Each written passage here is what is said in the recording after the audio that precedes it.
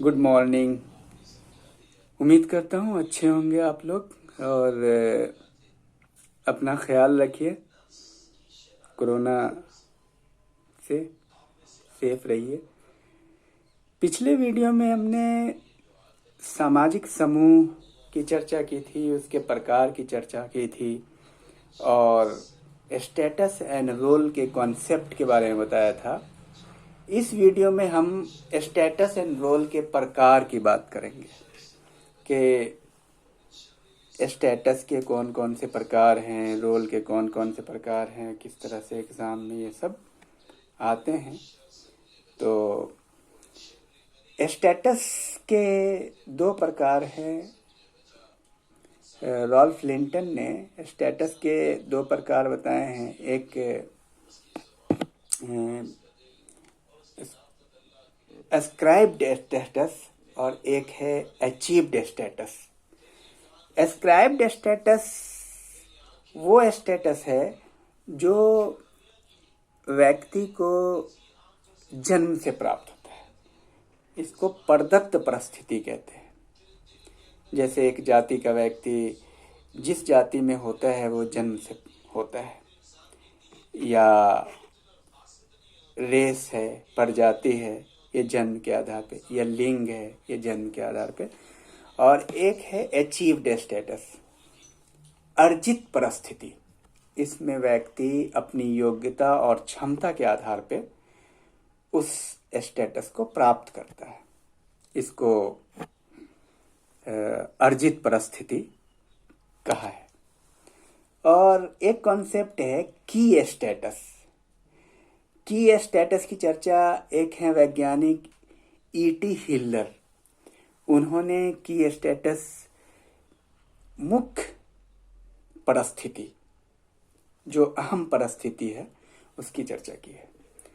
इसमें वो कहते हैं कि इंसान के पास, व्यक्ति के पास बहुत सारे परिस्थितियां होती है, उसमें वो एक विशेष परिस्थिति से ज़्यादा जाना जाता है और वही उसी परिस्थिति से लोग उसको पहचानते हैं। जैसे एक डॉक्टर है, वो पिता भी है, वो भाई भी है, वो पति भी है और बहुत सारे स्टेटस उसने ग्रहण किए हुए हैं, लेकिन दुनिया उसे डॉक्टर के रूप में जानती है। इसी तरह कोई व्यक्ति बिजनेसमैन है, लेकिन बहुत सारी परिस्थितियां।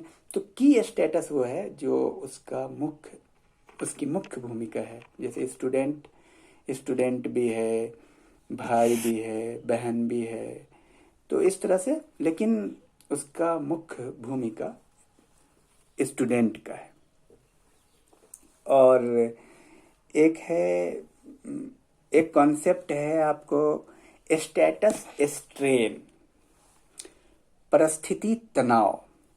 परिस्थिति तनाव एक ऐसी स्थिति है जब दो परिस्थिति सामने होती है तो भूमिका के निर्वाह में परेशानी होती है, भूमिका में तनाव होता है। जैसे एक व्यक्ति जज है और सामने उसका पुत्र है, तो वहाँ पे स्टेटस स्ट्रेन होता है। और एक कॉन्सेप्ट है, आर के मार्टन ने एक कॉन्सेप्ट दिया है स्टेटस सेट का, और एक कॉन्सेप्ट दिया है स्टेटस सीक्वेंस का। इसको समझना बहुत ज़रूरी है। स्टेटस सेट यह है कि एक व्यक्ति बहुत सारे स्टेटस को ग्रहण किए होता है समाज में। सारे स्टेटस के योग को स्टेटस सेट कहते हैं। उदाहरण के तौर पे एक प्रोफेसर भी होता है, घर जाता है तो पिता होता है, पति हो सकता है, और भाई भी होता है किसी का बेटा होता है।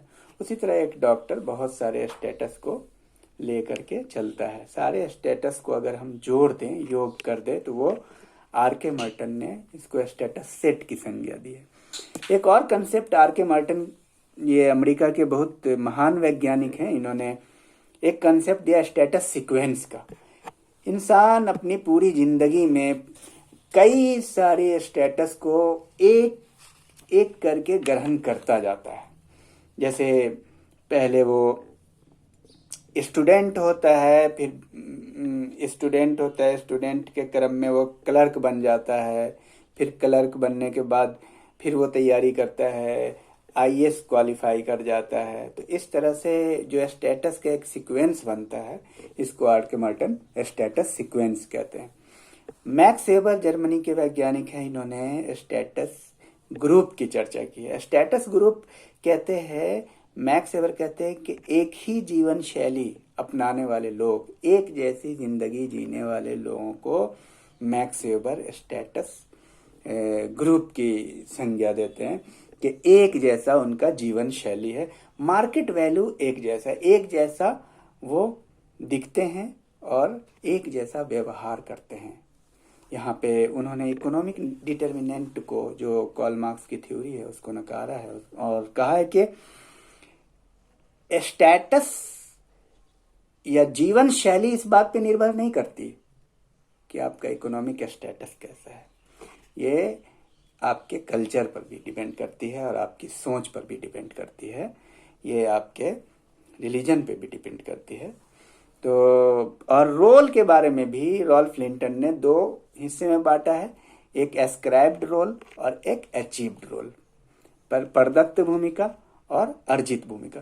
प्रदत्त भूमिका में वो कहते हैं कि जो परिस्थिति प्रदत्त होती है, जैसे मान लीजिए कोई व्यक्ति ब्राह्मण की भूमिका निभा रहा है तो वो प्रदत्त भूमिका है, वो जन्म के आधार पर मिला। और कोई व्यक्ति डॉक्टर की भूमिका में है या आईएएस की भूमिका में है तो वो अर्जित भूमिका में है।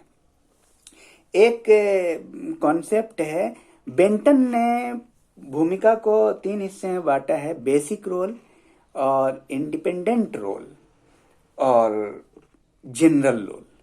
बेसिक में इंसान की मूल भूमिकाएं हैं और प्रारंभिक अवस्था में, शुरू की अवस्था में, सरल समाज में जब लिंग के आधार पर भूमिका का निर्वाह करना या ऐसी भूमिका जो आयु के आधार पर निर्वाह किया जाता था, वो सारी भूमिकाएं बेसिक भूमिकाएं हैं, उसमें द्वंद्व नहीं होता। जैसे कि कोई व्यक्ति लड़का है तो लड़का है, लड़का लड़का की भूमिका निभाएगा, लड़की लड़की की भूमिका निभाएगी, उसमें आज भी द्वंद्व नहीं है। जैसे पति तो लड़का को ही बनना है तो वो फिक्स है, उसके लिए वो पोस्ट, पत्नी लड़की को बनना है तो वो पोस्ट उसके लिए फिक्स है। उसी तरह 15 साल का विद्यार्थी या कोई 5 साल का लड़का मीडिया पर्सन नहीं हो सकता, उसके लिए कुछ क्वालिफिकेशन है। तो एज के आधार पे और क्या कह रहे कि लिंग, सेक्स के आधार पे उसको आप, और जब ये आधार खत्म हो जाता है, लोग बहुत सारी भूमिकाओं को, बहुत सारे योग्यताएं अर्जित करते हैं और तब वो भूमिका जो है ना एज से समाप्त हो जाता है, फ्री हो जाता है, इंडिपेंडेंट रोल निभाने लगते हैं। तो इसको इंडिपेंडेंट रोल कहते हैं, स्वतंत्र भूमिका।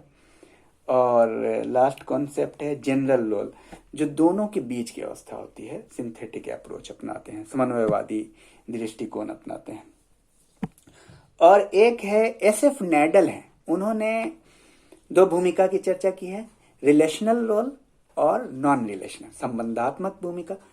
एक ऐसी भूमिका होती है जिसमें व्यक्ति संबंधों से जुड़ा होता है। जैसे मान लीजिए, जैसे हम बोलते हैं पिता और पिता की भूमिका निर्वाह करते हैं या डॉक्टर की, तो उसमें पिता के साथ पुत्र आता है, डॉक्टर के साथ मरीज आता है। अगर हम बात करते हैं पति की तो पत्नी के साथ रिलेशन होता है। लेकिन दूसरी तरफ नॉन रिलेशनल रोल है जिसमें जिसमें संबंधहीन भूमिका है।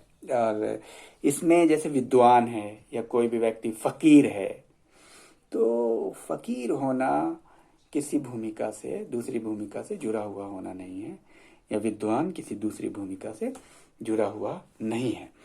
इरविंग गॉफमैन साहब है, उन्होंने भी भूमिकाओं की चर्चा की है। उन्होंने कहा है बैक स्टेज रोल और फ्रंट स्टेज रोल, सामने की भूमिका और पीछे की भूमिका, कि एक व्यक्ति कई बार सामने की भूमिका निभाता है और कई बार पीछे की भूमिका निभाता है। जब हम घर में इनफॉर्मल, अनौपचारिक तरीके से रहते हैं और वहाँ पे भूमिका निर्वाह करते हैं, तो वो बैक स्टेज रोल है। लेकिन वो कहते हैं कि हर व्यक्ति एक्टर है और फ्रंट पे जाता है स्टेज में, जिस तरह से रामलीला चलती है और पीछे में वो तैयारी करता है राम और कृष्ण, और जो भी रामलीला जो चलती है उसमें पीछे से कलाकार तैयार होकर के सामने आता है। उसी तरह सोसाइटी में व्यक्ति पीछे जा कर के बैक रोल निभाता है और बैक स्टेज रोल निभाता है, जो वो पूर्णतः व्यक्तिगत होता है। और जब सामने आता है तो वो थोड़ा आर्टिफिशियल हो जाता है, औपचारिक हो जाता है। और फ्रंट पे आता है, जैसे कोई व्यक्ति जब डॉक्टर है और घर में होता है या स्वतंत्र अकेले होता है व्यक्तिगत रूप से, और जब वो समूह में जाता है तो दोनों में वो उसकी भूमिका बदल जाती है। उसके बाद एक गॉफमैन ने एक और कॉन्सेप्ट की चर्चा की है, रोल डिस्टेंस, भूमिका दूरी। ये भी बहुत महत्वपूर्ण है। रोल डिस्टेंस में वो कहते हैं कि एक व्यक्ति एक भूमिका निर्वाह करते करते बहुत थक जाता है, तो कुछ दिन उसको आराम चाहिए। कुछ दिन आराम के लिए जैसे कहीं घूमने चला गया और किसी तरह की कोई भूमिका नहीं निभाता है, घूमने जाने के दौरान जो मुख्य भूमिका थी उससे वो दूर हो जाता है और थोड़ा आराम महसूस करता है, तो अपनी भूमिकाओं से दूरी बरत लेता है। इसको वो रोल डिस्टेंस कहते हैं। G.H. मीड साहब हैं अमेरिका के और बहुत बड़े सोशल साइकोलॉजिस्ट भी हैं। सोशलाइजेशन में इनकी चर्चा है। इन्होंने इमिटेशन की चर्चा की है, role imitation, role playing and role taking. Role imitation ये है कि बच्चा जब छोटा होता है या बड़े लोग भी अनुकरण करते हैं, नकल करना। जैसे बच्चा जब देखता है कि पिताजी कप चाय पी करके कैसे चाय पीते हैं तो वो भी नकल करने की कोशिश करता है। 2 साल का, 4 साल का, 5 साल का बच्चा अपने अपने योग्यता के अनुरूप वो नकल करते हैं। टीचर के पढ़ाने के तरीके को नकल जब मैट्रिक, इंटर, BA, MA का विद्यार्थी करता है, वो भी एक प्रकार का इमिटेशन रोल है। और रोल प्लेइंग वो है जो वो भूमिका निर्वाह करता है, और रोल टेकिंग वो है जो भूमिका वो ग्रहण करता है।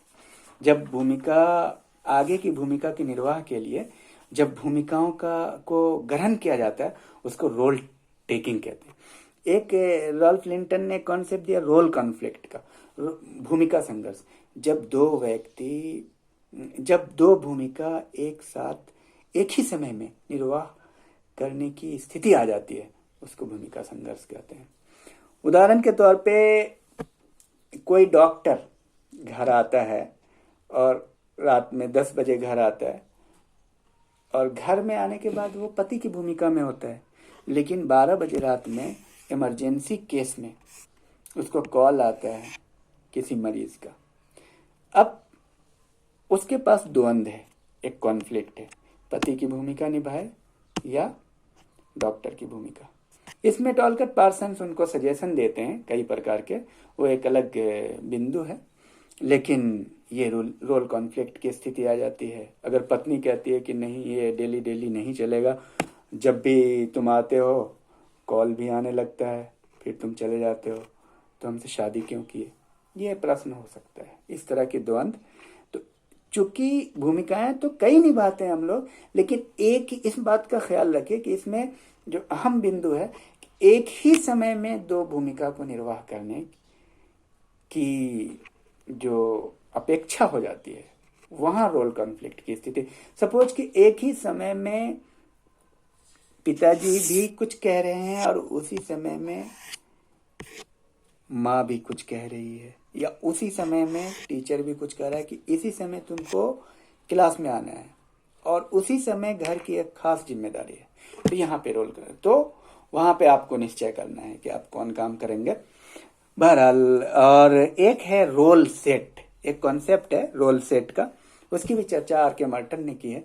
रोल सेट में एक परिस्थिति से जुड़ी हुई बहुत सारी जो भूमिकाएं हैं, वो सारी भूमिका को जब हम जोड़ देते हैं तो वो रोल सेट होता है। जैसे एक टीचर रहते हुए उसके साथ बहुत सारी भूमिकाएं जुड़ी होती है उसको, जैसे टीचर का काम सिर्फ पढ़ाना नहीं है, बल्कि कॉपी भी चेक करना है, एग्जाम भी लेना है, परीक्षा भी लेना है, प्रश्न पत्र भी बनाना है।